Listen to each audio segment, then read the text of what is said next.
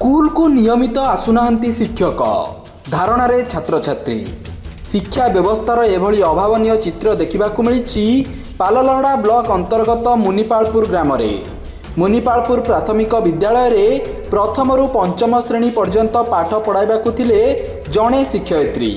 गत 3 मास हेब आउ जणे नूतन शिक्षक को एठारे नियोजित करा जायतिला। हेले उक्त शिक्षक जनक सप्ताह को 3 दिन आसुथिबा बेले अन्य दिन गुड़िकर स्कूल आसंती नाही।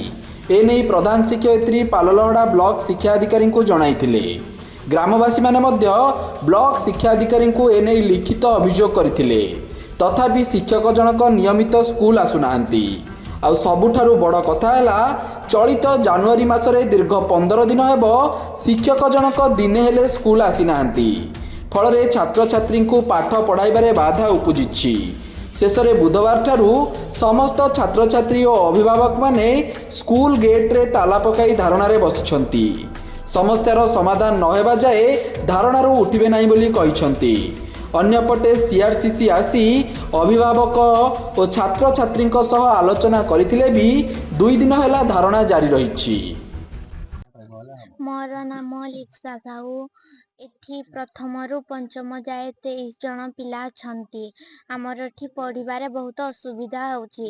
आमर जने शिक्षक आउ जने शिक्षयित्री। आम शिक्षक जनक केभे भी पाठ पढ़ेइबा को आसु नाहंती। आम शिक्षयित्री आमको एकुटिया पढ़ाउछंती। आमर परीक्षा पाखैलानी। आमको नुआ टीचर जने दरकार। मोर नाम देवदत्त साहू। मु पंचम श्रेणी रे पढ़े। आमर शिक्षक प्रकाश चंद्र घोड़ई से आमको किसी पढ़ाते नहीं। मोबाइल गेम खेलती एवं आमे पाठ मागिले से आमको पिटंती। से आमे जेबे बसी थाउ आमे जदि कहबू जे आमको सार किछि पाठ पढ़ांतु से ताहले हुड़िबे आ कहबे आमु तुमको पाठ पढ़ाउनी। मो ना उमाकांत महंत। कौन है जी आपन स्कूल में ताला पकाइछंती असुविधा कोन है? मुनिपालपुर स्कूल दीर्घ 3 मास हेलानी दीप्ति रंजन प्रकाश रंजन घड़े नामक जने शिक्षक जूनियर टीचर को नियुक्ति कराइला। सी रेगुलर क्लास आसुना 3 मास है तो रेगुलर आसुन आसिले सप्ताह को 2 दिन क्लास करते किंतु जनवरी मसठू सी टोटाली 16 दिन है क्लास देखा दर्शन ना। ये विषय आम बीओ सार को भी अभियोग करूँ। बीओ सार कहते हाँ ठीक अच्छे मु तुम कथा बुझी। सार को भी आम जनईलु 7 दिन भितर जदि आमर स्कूल को नूतन शिक्षक जदि न दि जाए ताहले आम ताला पकेबू। तो सोमवार दिन सार आमर बीआरसी सार को पठेले। से सार भी सही एका प्रतिश्रुति हाँ देखा देखा देखा कही आम छुआर जेहेतु भविष्य अंधार आड़क माड़गला तेणु आम अभिभावक आज आसी ताला पकड़। कौन चाहते आप? आमको शिक्षक ही दरकार। जितेबाला सरकार सरकार आमको जो दिन सरकार एवं प्रशासन जो दिन आमको जड़े नूतन शिक्षक देवे से दिन ही आमर ताला खोल।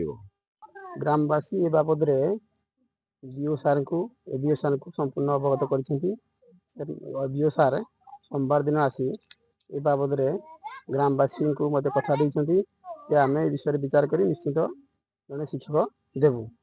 एवं बीओ सार या पूर्व बीओ सार को माने लिखित अभियोग देते बीओ सार प्रतिश्रुति देते ए विषय आम विचार कर निश्चित एक शिक्षक देवु। कि एपर्यंत न देवार ग्रामवासी ताला पकई प्रधान शिक्षक मत जनइबार मु आसी आमर उपर अधिकारी बीओ सार और बीओ सार को जन अच्छी। कौन कहे जो शिक्षक जनक आसुना अभियोग होता अभियोग करते तदंत कौन?